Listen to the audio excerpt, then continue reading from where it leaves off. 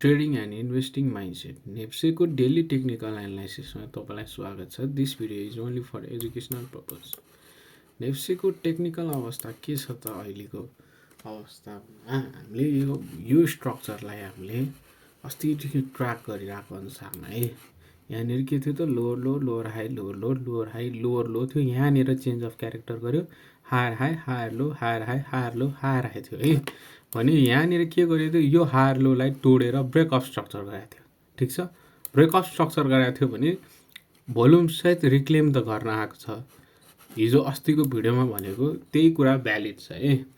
हाम्रो 2725लाई यदि मजाले ब्रेकआउट गर्छ विथ भोल्युम भने चाहिँ नेप्सेमा कन्फर्म बाई सिग्नल त्यति बेला जेनेरेट हुन्छ।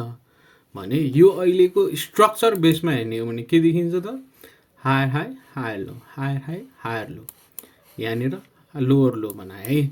एउटा लोवर हाई बनाएर फेरि यसरी लोवर लो बनाएर यसरी तल नि जान सक्छ है। सो अलिकति होसियार हुनुपर्छ है हामी, किन भन्दा टेक्निकली जे देखाएको छ त्यो गर्नु पऱ्यो है।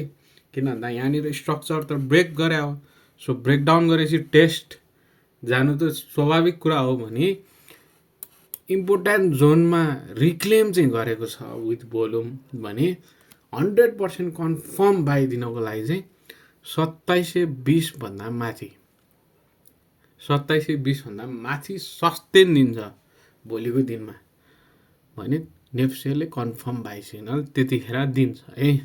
सो अहिले हामी यहाँनिर सिम्पली यो सबै ट्रेन लाइन हटाइदिउँ। यहाँनिर हामी सिम्पली एउटा बोलिङ्गर ब्यान्ड टाइप गर्छौँ भने के देखिन्छ त, ठ्याक्क आज यो बोलिङ्गर ब्यान्डको मिडल ब्यान्डमा रेसिस्टेन्ट खाएर यहाँनिर सेलिङ प्रेसर जेनेरेट भयो है। भने अस्तिको दिनमा पनि यो 2 दिन अगाडि पनि यसरी माथि पुस गरेर यही मिडल ब्यान्डमा थोकेर तल आएको थियो है।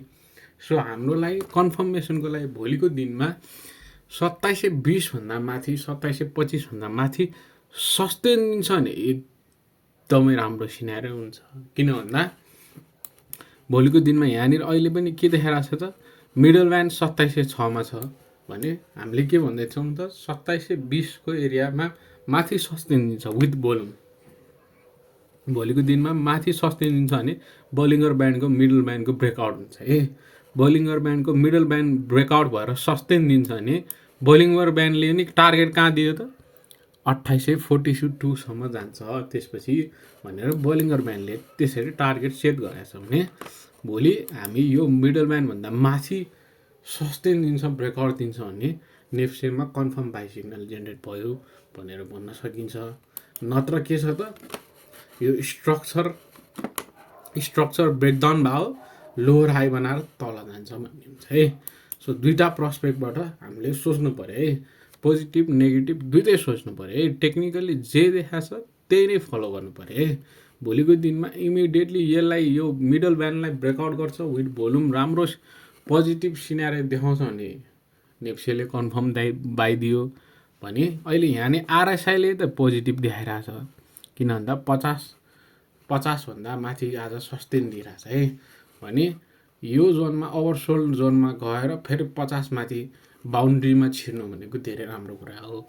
भने अहिले सिनारियो चाहिँ राम्रै छ, पोजिटिभै छ, लोवर ब्यान्डलाई टच गरेर मिडल ब्यान्डसम्म पुगेको छ। भने भोलिको दिनमा यो मिडल ब्यान्डलाई माथि ब्रेकआउट गरेर सस्टेन दिन्छ भने चाहिँ हाम्रो टार्गेट के छ त, यही बोलिङ्गर ब्यान्डले टार्गेट कहाँ दिएको छ त 2842 है।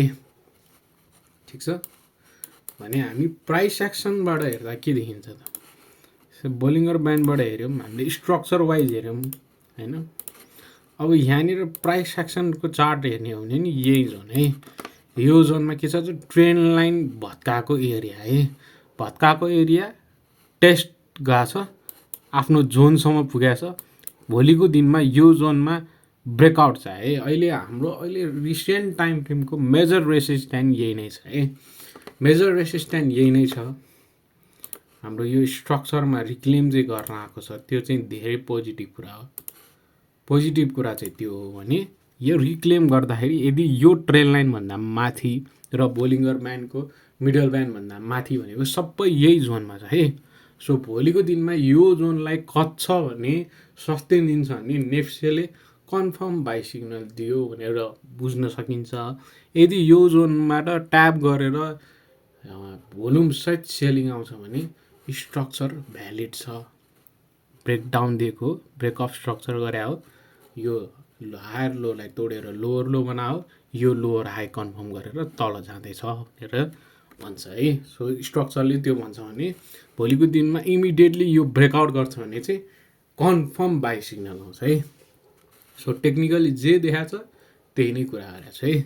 यहाँनिर ट्रेन लाइन ब्रेकआउट थियो, पोजिटिभ कुराहरू, ट्रेन लाइन ब्रेकआउट छ, स्ट्रक्चर रिक्लेम गर्न छ विथ भोल्युम भने यो ट्रेन लाइनलाई भत्काएको एरियालाई र हाम्रो यो मेजर ट्रेन लाइनलाई भोलि ब्रेकआउट दिन्छ र मिडल ब्यान्ड बोलिङ्गर ब्यान्डको मिडल ब्यान्डभन्दा माथि सस्टेन दिन्छ भने कन्फर्मेसन दिन्छ बाई सिग्नलको है। ल हजुरको कमेन्टतिर लागौँ है। त्योभन्दा अगाडि आजको मार्केटको सम्मरी एकचोटि हेरौँ है। ल आज के गरेको छ त भन्दा 58 नम्बरको ब्रोकरले 47 करोडको बेच्या रहेछ, 39 करोडको किने रहेछ है। भनेपछि आज म्यासिभ सेल गरे रहेछ है। 45 ले 26 करोडको किने रहेछ, 26 करोडको बेच्या रहेछ। 42 सानी सेक्युरिटिजले 19 करोडको किने रहेछ, 20 करोडको बेच्या रहेछ। 65 ले 19 करोड किने रहेछ, 19 करोडको बेच्या रहेछ है। भने 34 ले किने रहेछ, 21 करोडको बेच्या रहेछ, 16 करोडको है। भने 49 अनलाइन सेक्युरिटिजले पनि आज बेचेको धेरै देखियो है। 56 ले के देखाएको छ त 15 करोडको किने रहेछ, 11 करोडको बेच्या रहेछ है। ओभरअलमा किन्ने बेच्ने त्यति धेरै फरक त छैन भने म्यासिभ सेल गरेको 58 र कुनले बेचे रहेछ त म्यासिभ बेचेको ल 49 र 58 ले बेच्या रहेछ भने 34 ले किने रहेछ है। 58 49 34 एकचोटि ट्र्याक गरौँ है त।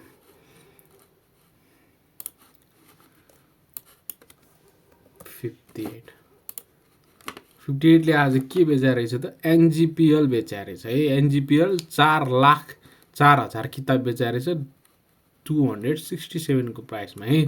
10 करोडको पैसा बेच्या रहेछ एनजिपिएलमा बेच्या रहेछ भने अर्को एचपिपिएलमा बेच्या रहेछ 1,15,000 किताब 628 मा 7 करोडको बेच्या रहेछ है। भनेपछि आज मेजर डिस्ट्रिब्युसन 58 नम्बरले एनजिपिएल र एचपिपिएलमा दिए रहेछ भने 2 लाख किता चाहिँ कुमारी ब्याङ्क किने रहेछ है। र सिएसडिसी 17,000 किता किने रहेछ, राधि 69,000 किता किने रहेछ है। ल अर्को 49 थियो है। 49 ल 49 ले के बेच्या रहेछ त आज एनआरआइसी बेच्या रहेछ 36,000 किता 4.87 करोड बेच्या रहेछ है। भने अरू कुन बेच्या छ एनआरएन हल्का बेच्या रहेछ, राधि बेच्या रहेछ 46,000 किता है। एचआरएल किने रहेछ 15,000 किता 49 ले, जिआरटिबिएल किने रहेछ भने म्यासिभ सेल यिनीहरूमा दिए रहेछ है। भने 34 ले चाहिँ किनेको थियो यार हैन।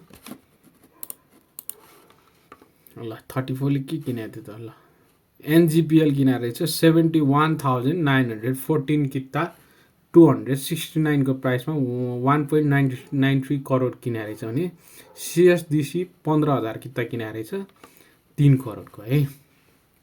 यहाँनिर 71,000 किता किने पनि छ, 30,000 किता बेचे पनि छ है। ल अब हजुरको कमेन्टतिर लागौँ है।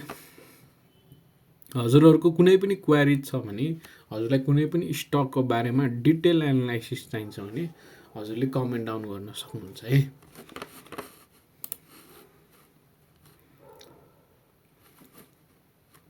र हजुरलाई यदि इन्ट्रेस्टेड हुनुहुन्छ भने हाम्रो यहाँनिर बेसिक क्लास छ, प्लेलिस्टमा गएर सिक्न सक्नुहुन्छ है।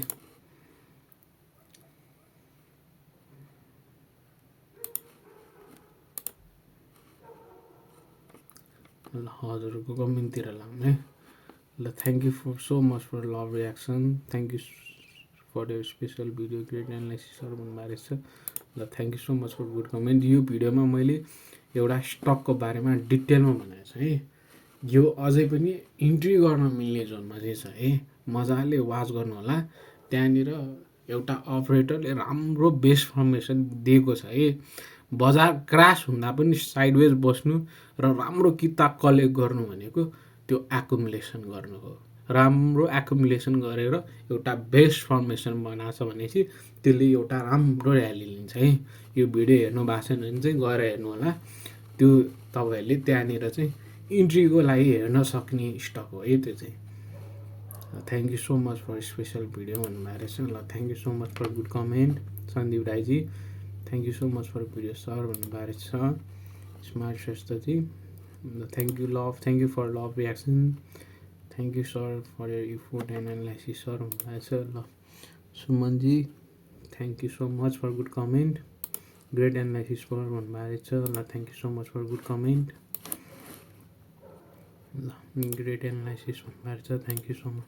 हजुरहरूले स्टकको बारेमा केही जान्नु मन छ भने कमेन्ट डाउन गर्न सक्नुहुन्छ है। मजाले डिटेलमा हामी सकेसम्म कुन अपरेटर लागिरहेछ, अपरेटरको स्ट्राटेजी कस्तो छ, अपरेटरले कुन स्ट्राटेजी बनाइरहेछ र हामीले चार्ट प्याटर्नमा के प्याटर्नहरू देखाइरहेछ, प्राइस एक्सन चार्टले कस्तो देखाइरहेछ, स्मार्ट मनी कन्सेप्टले कस्तो देखाइरहेछ, एसएमसी बेस्ड एनालाइसिस हरेक कुराबाट है डिटेल एनालाइसिस गरेर भिडियो हाल्न कोसिस गर्छौँ है। टिचिङवाला भिडियो चाहियो सर भन्नुभएको रहेछ दिपकी पराजुलीजी। ल अब चाँडै हाल्न त कोसिस गरेर हो, अहिले अब अलिकति बिजी भएर हो, बिस्तारै हालिसकेपछि चाहिँ रेगुलर हाल्ने हिसाबले त्यसरी प्लान बनाएको छु। सायद फ्राइडेबाट आउँछ कि भन्ने आश छ है। कमेन्टमा आज स्टकहरू चाहिन्छ। ल हुन्छ, भोलि नेक्स्ट भिडियोमा भेटौँ ल। Happy trading everyone.